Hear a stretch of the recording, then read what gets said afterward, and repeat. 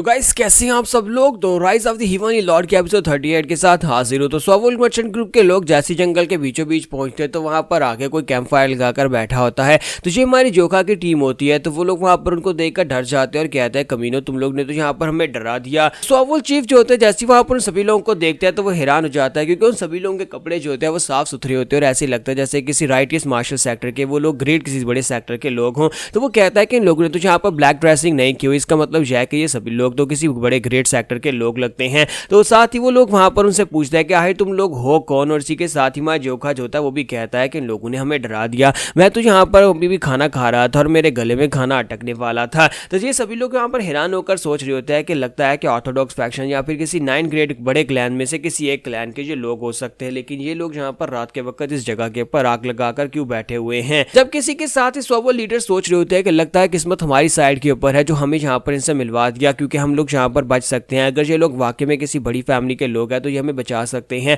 तो 3 दिन पहले का सीन दिखाया जाता है कि आज यहाँ पर इन सभी लोगों ने इस तरह के साफ सुथरे कपड़े क्यों पहने होते हैं, हालांकि ये लोग माउंटेन बैंडर्स हैं। तो 3 दिन पहले मास्टर शिव ने इन सभी लोगों को आइडिया दिया था कि अगर तुम लोग यहाँ पर से जाना चाहते हो तो उसके लिए तुम्हें यहाँ पर अपना बेस बदलना होगा, क्योंकि तुम्हें यहाँ पर अपना बेस बदलकर एक राइटियस मास्टर बनकर जाना पड़ेगा। हमें यहाँ पर लो प्रोफाइल रखनी होगी। हालांकि हम लोग ग्रीन फॉरेस्ट का हिस्सा बन चुके हैं लेकिन हम लोग सभी के सामने नहीं आ सकते। तो मास्टर शिव उन लोगों से कहते हैं कि तुम लोग यहाँ पर से गुजर कर जाने वाले हो सैपयोंग में, और सैपयोंग पहुंचने तक तुम्हें यहाँ पर रास्ते में हिबी से गुजर कर जाना होगा जहाँ पर हिबी का पेंग क्लैन है और नैमगुंग क्लैन है। क्या तुम्हें नहीं लगता है कि हिबी के पेंग क्लैन और नैमगुंग क्लैन के पास से गुजर कर जाना बहुत ज्यादा खतरनाक हो सकता है, क्योंकि हम लोग हैं तो बैंडेड्स ही और हम लोग यहाँ पर उन लोगों से पंगा नहीं ले सकते क्योंकि नैमगुंग क्लैन बहुत ज्यादा खतरनाक है। नैमगुंग क्लैन के अंदर एक बहुत ही पावरफुल मास्टर किंग है जिन्हें यहाँ पर नैमगुंग यानी कि स्वर्ड किंग कहा जाता है। स्वर्ड किंग एक खतरनाक इंसान है और उनकी दोस्ती और दुश्मनी दोनों ही अच्छी नहीं है। इसी वजह से हमें यहाँ पर उनसे बचना होगा क्योंकि वो यहाँ पर इतना पावरफुल है कि हम इससे कोई भी यहाँ पर उसका मुकाबला नहीं कर पाएगा। वो यहाँ पर मार्शल आर्ट्स के 10 किंग्स में से एक है, यानी काफी ज्यादा खतरनाक इंसान है। चाहे हम लोग यहाँ पर कितने अच्छे क्यों ना हो, चाहे हम लोगों ने अभी तक कुछ बुरा ना ही किया हो, लेकिन इसके बावजूद उनकी नजर में हम लोग यहाँ पर अनऑर्थोडॉक्स और इवल फैक्शन नहीं के डिमोनिक फैक्शन दोनों एक जैसे ही होते हैं। इसका मतलब यह है कि अगर हम लोग एक राइटियस सेक्टर नहीं है तो वो बैंडेट्स को कभी भी नहीं छोड़ेंगे और बैंडेट्स को रास्ते में मार डालेंगे। तो चीफ उसे कहता है कि तुम्हारे कहने का मतलब यह है कि हम लोग यहाँ पर नैमगुंग क्लैन की वजह से इस तरह के कपड़े पहनेंगे। तो चीफ ने वहां पर बहुत ही कमाल के नई ड्रेस पहनी होती है यहाँ पर, तो यहाँ तक कि वो बिल्कुल एक राइटियस मास्टर लग रहा होता है। तो उसे कहता है कि यंग है, क्या तुम वाकई में इस तरह ये सोच रहे हो कि हम लोग इस तरह के कपड़े पहनकर जाएंगे? ये तो बिल्कुल एक राइटियस मास्टर के कपड़े लगते हैं, ऐसे लगता है जैसे कि मैं किसी ग्रेट क्लैन का पैट्रियार्च हूँ। हम लोगों ने वुडेंग सेक्टर के एल्डर को हराया है, तो हम लोग यहाँ पर ग्रीन फॉरेस्ट किंग के 5 पीक स्ट्रॉन्ग होल्ड के लोग हैं और हम लोग यहाँ पर नैमगुंग क्लैन से तो बिल्कुल भी नहीं डरने वाले। जबकि हमारा जो सेकंड ब्रदर होता है उसे वहां पर शावलिन मॉन्क के कपड़े पहनाए गए होते हैं। वो कहता है कि हाँ हम लोग यहाँ पर काफी ज्यादा स्ट्रॉन्गर हो चुके हैं, अगर हम लोग यहाँ पर ग्रीन फॉरेस्ट के साथ जुड़ने वाले हैं तो फिर हमें यहाँ पर दुनिया से डरने की क्या जरूरत है, हम लोग किसी भी राइटियस सेक्टर से बिल्कुल भी नहीं डरते। जबकि मास्टर शिव वहां पर सोच रहा था इन बेवकूफों को लगता है कि ये लोग यहाँ पर नैमगुंग क्लैन के स्वर्ड किंग को हरा सकते हैं। अभी तक यहाँ पर इन लोगों ने जो जीत हासिल की थी वो जोखा की वजह से हासिल की थी और लगता है कि उस जीत की वजह से इनके दिमाग खराब हो गए हैं।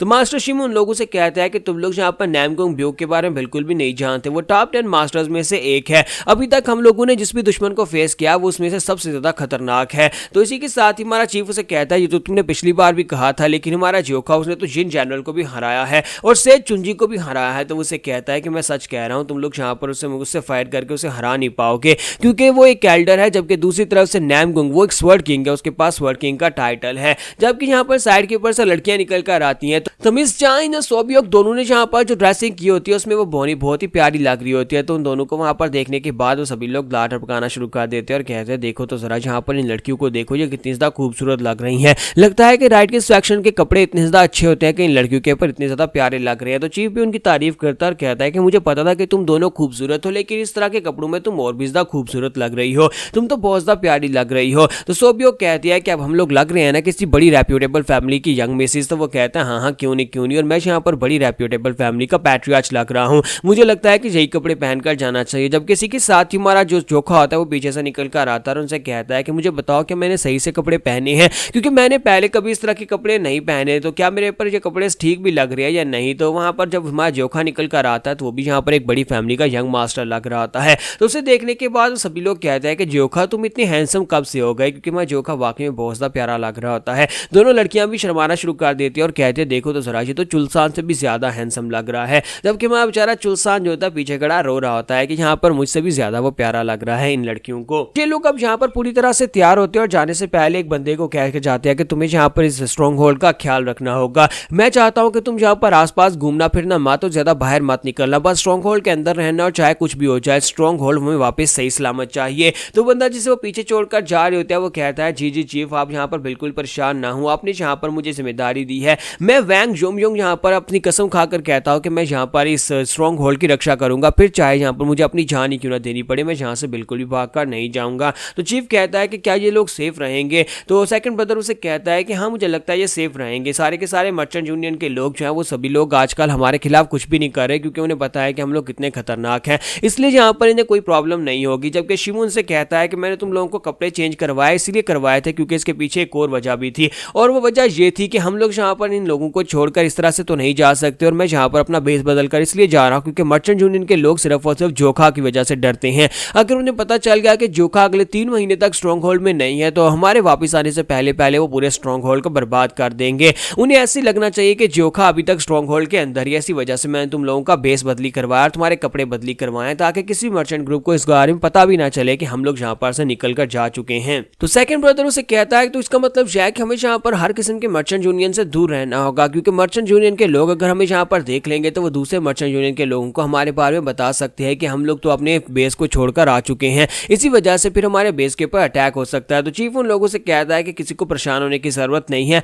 अब ऐसा तो नहीं है कि रास्ते में जाने के बाद हमारा सामना किसी मर्चेंट ग्रुप के साथ हो जाएगा। अब इतने मर्चेंट ग्रुप नहीं है कि हर जगह के ऊपर निकल कर आ जाए। ऐसा भी नहीं है कि रात के वक्त हम लोग कैंप फायर लगाकर बैठे होंगे और वहां पर से कोई मर्चेंट ग्रुप निकल कर आ जाएगा। वैसे भी यहाँ पर मास्टर शिम ने हमें जिस तरह के कपड़े पहनवा दिए हैं, मुझे लगता है कि कोई हमें पहचान भी नहीं पाएगा। जरा देखो, मैं तो यहाँ पर एक बड़ी फैमिली का पैट्रियार्च लग रहा हूँ, हमें बस यहाँ पर अपने बारे में लोगों को बताना होगा कि हम लोग किसी बड़े सेक्टर से हैं। तो मास्टर शिमू से कहता है कि अगर तुम्हें कोई पूछेगा तो फिर बताओ कि तुम उन्हें क्या बताओगे, तुम कौन से सेक्टर से हो, कौन से राइट के सेक्टर से, और कहां से आए और कहां पर जा रहे हो। तो इसी के साथ ही मां चीफ जो होता है उसे कहता है तो फिर बाकी बातें भी तुम ही बता दो। तो यहीं पर से नेक्स्ट सीन फिर प्रेजेंट का दिखाया जाता है, जहां पर मास्टर सोवुल जो होते हैं उन लोगों से पूछते हैं कि तुम लोग कहां से आए हो। तुम्हारा चीफ आगे बढ़ता है और उसे कहता है कि हम लोग हीनान से आए हैं। वहां पर एक सेक्टर है जिसका नाम फ्लाइंग ड्रैगन सेक्टर, हम लोग उस सेक्टर के डिसाइपल हैं, हम लोग एक बहुत ही खास मिशन के ऊपर निकले हैं। तो मास्टर सोवुल उनसे कहते हैं अच्छा तो तुम लोग फ्लाइंग ड्रैगन सेक्टर से हो जो कि हीनान में है। फिर साथ ही उन्हें अपने बारे में बताता है कि मेरा नाम जैंग हैन योंग है और मैं इस मर्चेंट ग्रुप जिसका नाम सोवुल मर्चेंट यूनियन है, मैं इसका लीडर हूं, और हम लोग यहाँ पर से आगे की तरफ बढ़ रहे हैं। अगर हम लोग सेम डायरेक्शन में आगे बढ़ रहे हैं तो क्यों ना हम लोग आपके साथ चले, आप हमें भी अपने साथ ले लें। तो चीफ उसे कहता है नहीं नहीं, हम लोग यहाँ पर से आगे नहीं बढ़ सकते।